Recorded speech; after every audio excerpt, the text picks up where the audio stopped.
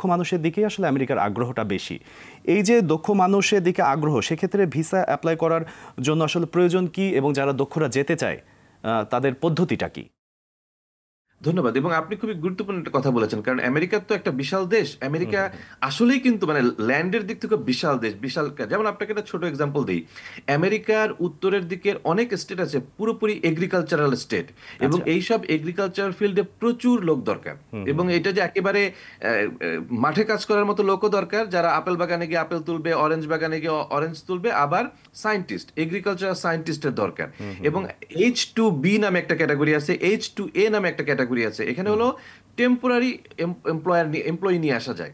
এবং এই ক্ষেত্রে কিন্তু বাংলাদেশে আপনি জানেন যে যারা কৃষি কাজ করে জি। বা কৃষিতে যাদের ডিপ্লোমা আছে তারা কিন্তু H2A ক্যাটাগরিতে সরাসরি আমেরিকায় এসে 3 বছর কাজ করে আবার দেশে চলে যাবে, আবার আসবে, আবার যাবে। It's temporary visa. কিন্তু এই বিষয় সম্পর্কে অনেকে জানে না।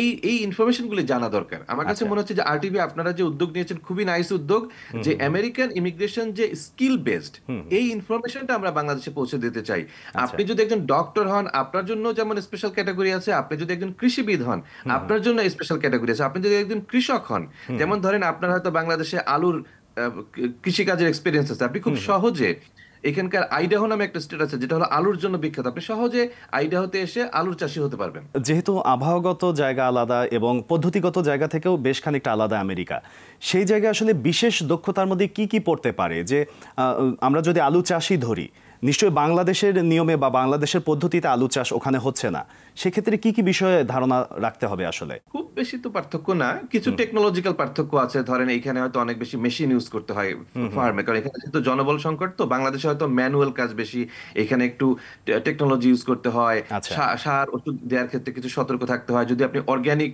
আলু প্রডিউস করতে চান, সেটার জন্য কিছু গাইডলাইন আছে। কাজেই যারা একটু শিক্ষিত, ধরেন অ্যাটলিস্ট ইন্টারমিডিয়েট পাস, একটু ইংরেজি পড়তে পারে বা অনার্স আচ্ছা। ডিগ্রি আছে, যাদের কৃষির উপরে ডিপ্লোমা। আপনি জানেন বাংলাদেশে কিন্তু অনেক কৃষি ডিপ্লোমা ইনস্টিটিউট আছে। আপনার যদি কৃষির উপরে ডিপ্লোমা থাকে, আমি প্রিটি শিওর যে আপনি এখানে এসে হয়তো প্রথম 1 বছর 2 বছর একটু স্ট্রাগল করতে হবে। এখানকার আপনি যেটা বললেন আবহাওয়া, যে আইডাহো যে স্টেটের কথা বললাম, আইডাহো একটু উত্তরের দিকে ঠান্ডার এলাকা, জি। কাজে একটু চ্যালেঞ্জ আছে, বাট এগুলি এর চেয়ে বেশি চ্যালেঞ্জ আমরা এমনিতেই ফেস করি।